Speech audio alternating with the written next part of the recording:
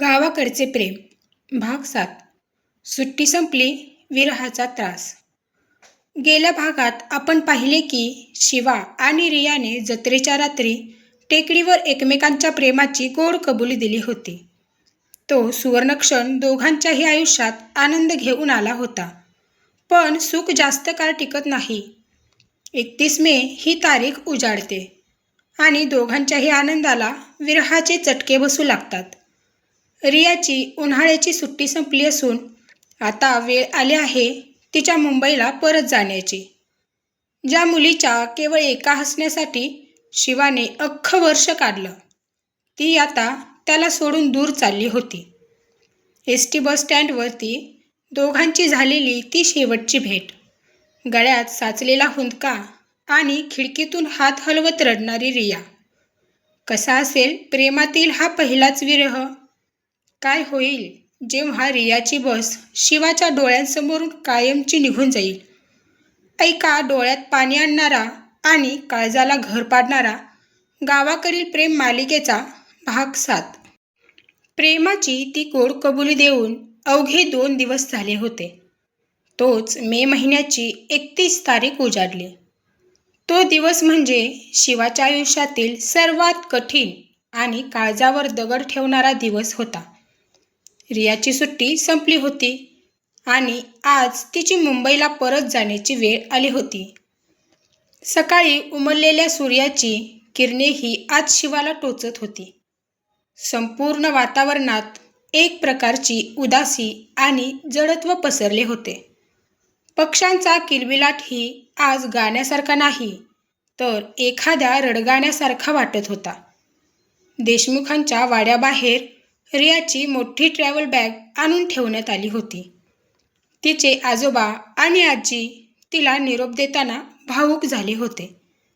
रियाने साधी जीन्स आणि कुर्ती घातली होती, पण तिच्या चेहऱ्यावरचा तो नेहमीचा सळसळता उत्साह आज पूर्णपणे गायब होता. तिचे डोळे सुजलेले होते कारण रात्री ती खूप रडली होती. तिची नजर सतत वाड्याच्या दाराकडे आणि रस्त्याकडे फिरत होती.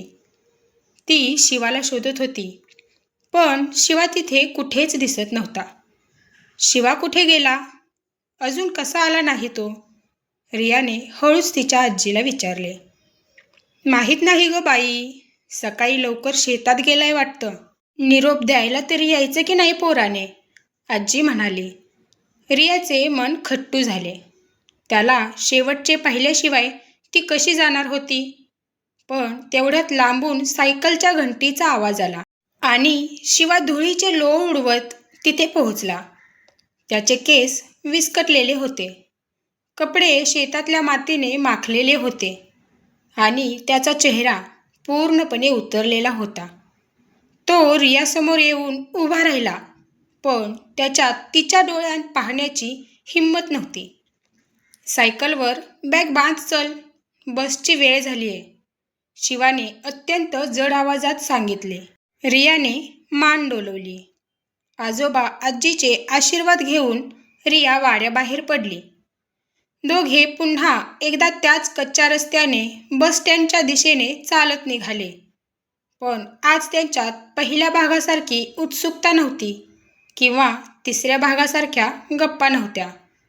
आज त्यांच्यात फक्त एक अथांग दमवणारी शांतता होती.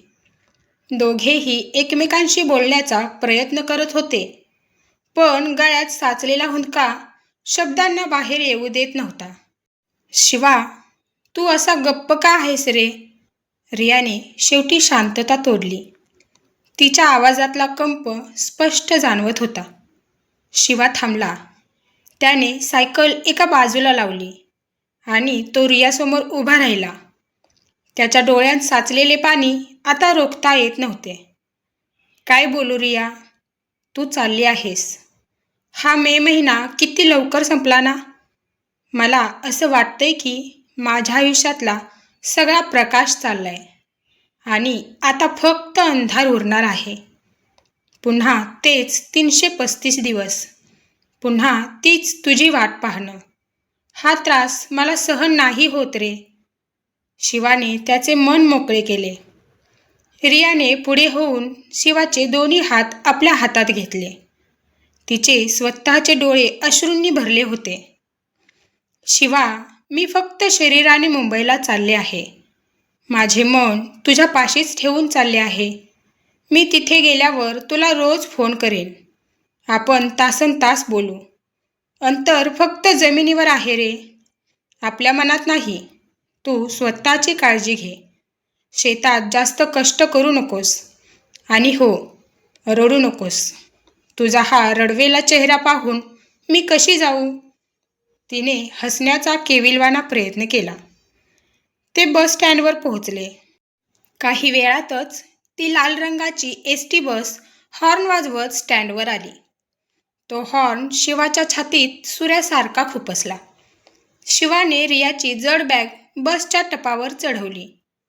रिया बसच्या दरवाजापाशी उभी राहिली. तिने मागे वळून शिवाकडे पाहिले. शिवाने फक्त मान हलवली. रिया बसमध्ये जाऊन खिडकीपाशी बसली.